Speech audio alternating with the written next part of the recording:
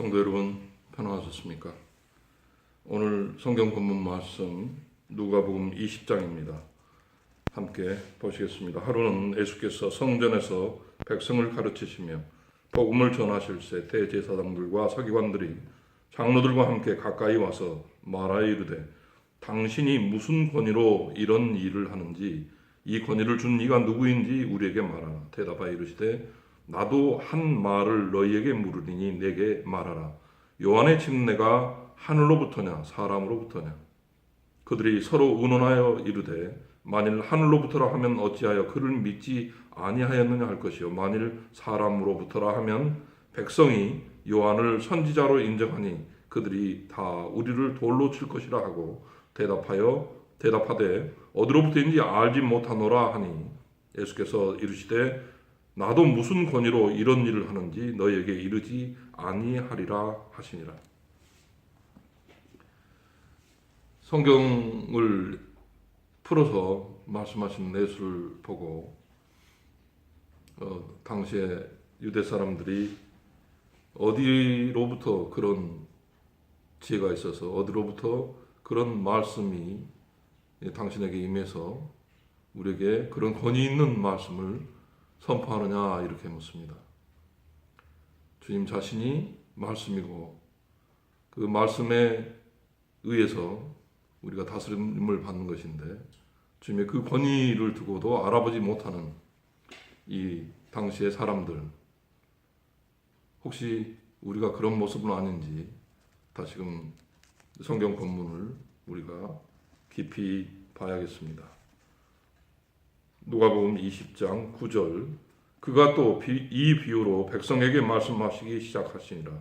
한 사람이 포도원을 만들어 농부들에게 세를 주고 타국에 가서 오래 있다가 때가 이르매 포도원 소출 얼마를 바치게 하려고 한 종을 농부들에게 보내니 농부들이 종을 몹시 때리고 거저 보내었거늘 다시 다른 종을 보내니 그도 몹시 때리고 능욕하고 거저 보내었거늘 다시 세 번째 종을 보내니 이 종도 상하게 하고 내쫓은지라. 포도원 주인이 이르되 어찌할까 내 사랑하는 아들을 보내리니 그들이 혹 그는 존대하리라 하였더니 농부들이 그를 보고 서로 의논하여 이르되 이는 상속자니 죽이고 그 유산을 우리의 것으로 만들자 하고 포도원 밖에 내쫓아 죽였느니라. 그런즉 포도원 주인이 이 사람들을 어떻게 하겠느냐 와서 그 농부들을 진멸하고 포도원을 다른 사람들에게 주리라 하시니 사람들이 듣고 이르되 그렇게 되지 말아지이다 하거늘 그들을 보시며 이르시되 그러면 기록된 바 건축자들의 버린 돌이 모퉁이의 머릿돌이 되었느니라 함이 어찌미냐 무릇 이 돌 위에 떨어지는 자는 깨어지겠고 이 돌이 사람의 위에 떨어지면 그를 가루로 만들어 흩으리라 하시니라. 포도원 주인은 예수님이시죠. 그런데 포도 농사를 하는 사람들이 그 주인의 아들마저도 죽여버리고 그걸 자기 걸로 만들려고 합니다. 마귀 짓이죠, 이게.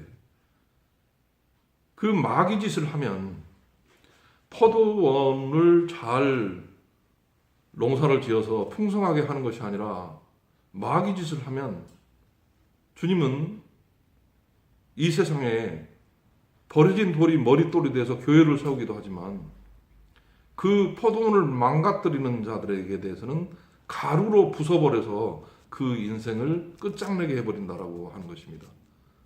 우리가 포도원을 허무는 사람입니까? 포도원을 세우는 사람입니까? 우리의 이 삶의 자세들이 얼마나 큰 다른 결과를 만드는지를 주목해야 하겠습니다.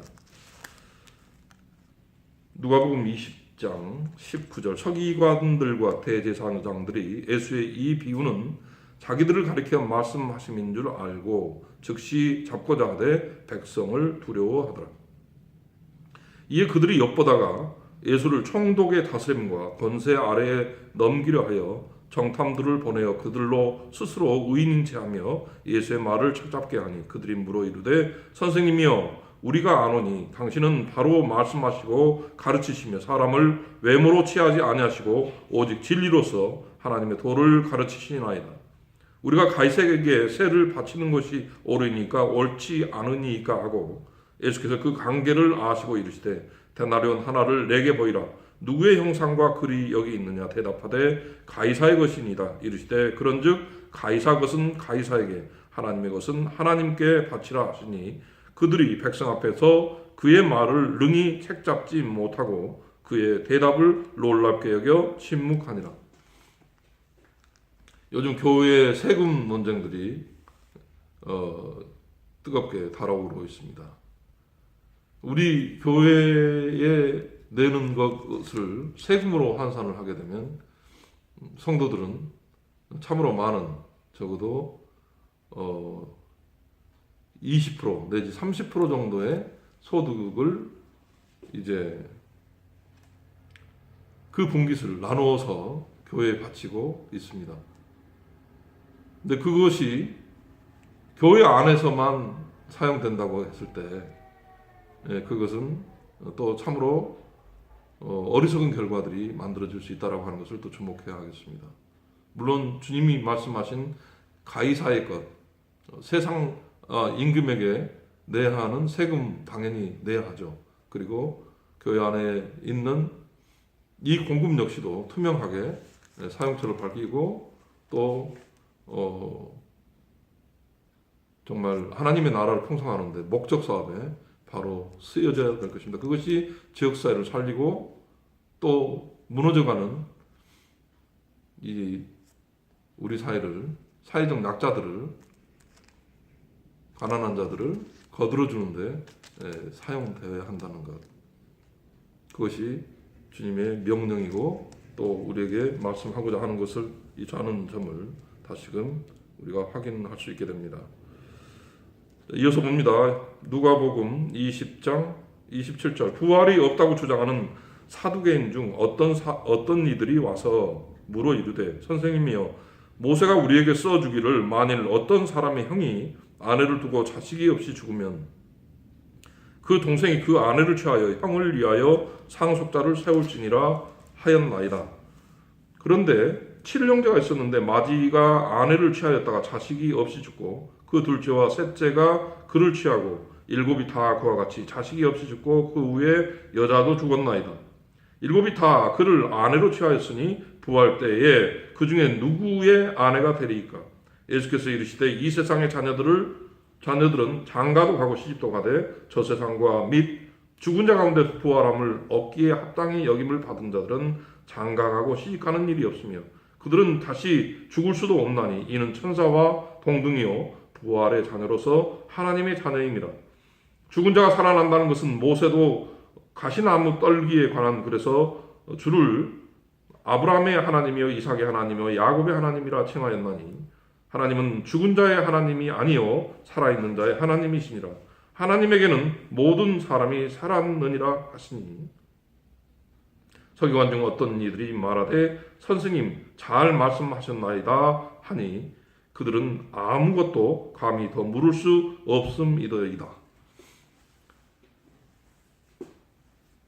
예수를 안다고 하는 사람들조차도 부활은 없다.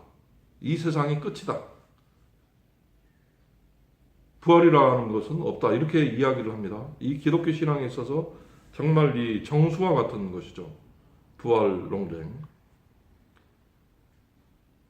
세상에서 여러 가지 기준을 가지고 여러 가지 잣대를 가지고 이야기를 하는 것들이 천국에서는 무익하다라고 하는 것입니다.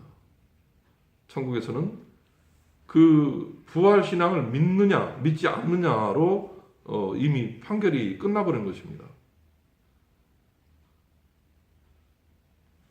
부활은 없다라고 하는 사람과 부활은 있다라고 하는 것과 얼마나 큰 차이입니까?